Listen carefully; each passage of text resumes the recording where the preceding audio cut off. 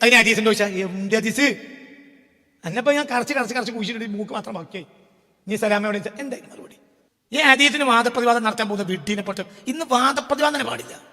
എന്തുകൊണ്ട്? ഒരു വാദപ്രതിവാദം നടത്തണമെങ്കിൽ എന്ത് വേണം? വളരെ സത്യസന്ധമായ ബേസിക് കണ്ടൻസ് ലഭിക്കണം.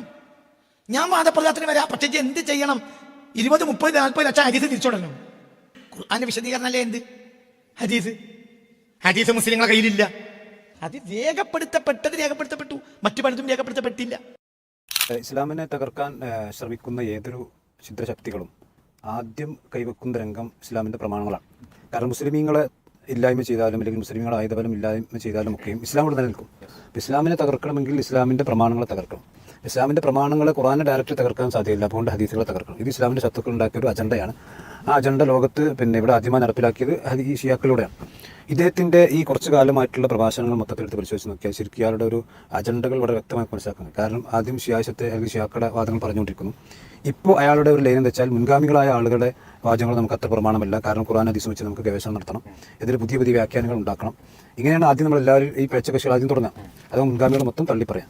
പിന്നീട് ഇയാൾ പറഞ്ഞുകൊണ്ടിരിക്കുന്ന ഒരു കാര്യം എന്താ ചോദിച്ചാൽ ഈ സർവ്വ മതക്കാർക്കും അല്ലെങ്കിൽ വേദക്കാർക്കും ഒക്കെ മോക്ഷമുണ്ട്. ഇപ്പോൾ ഇയാളുടെ അടുത്ത പ്രഭാഷണത്തിൽ മുസ്ലിമീങ്ങൾക്ക് മാത്രമാണ് സ്വർഗ്ഗം എന്ന് പറയാൻ പാടില്ല, മുസ്ലിമീങ്ങളായ ആളുകൾ കാഫർ എന്ന് വിളിക്കാൻ പാടില്ല, മുസ്ലിമീങ്ങളും കാഫറുണ്ടാവും, കാഫറില്ലാത്തവരുണ്ടാവും എന്നൊക്കെ പറഞ്ഞിട്ട്, അതായത് ഇവിടെ നമ്മൾ ഇതിൻ്റെ ഒരു മുൻഗാമിയായിട്ട് നമുക്ക് കാണാൻ കഴിച്ച ചേകനൂർ മൂലം.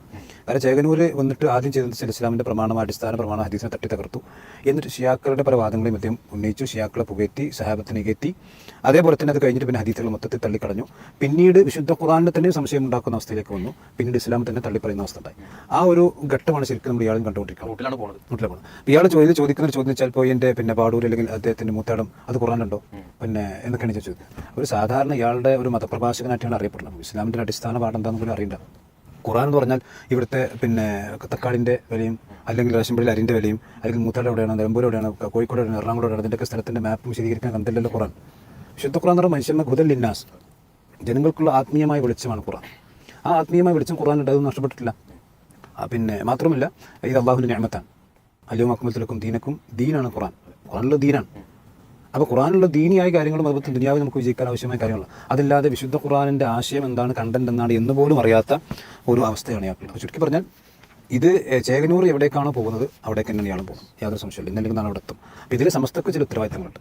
ഇത് സമസ്തക്ക് ഇയാളെ അങ്ങനെ കൈ ചെയ്യാൻ പറ്റില്ല. കാരണം സംസ്ഥയിൽപ്പെട്ട ഷജറ വിഭാഗം ഇന്നും അയാളുടെ രഹസ്യമായും പരസ്യമായും പിന്തുണച്ചുകൊണ്ടിരിക്കുന്നുണ്ട്. അപ്പോൾ ഇയാളിലൂടെ പല സംസ്ഥയിലെ പല നേതാക്കന്മാരെയും ചീത്ത പറയാൻ വേണ്ടി ഷജറക്കാർ ഉപയോഗിക്കുന്ന ഇയാൾ നാവിനെയാണ്.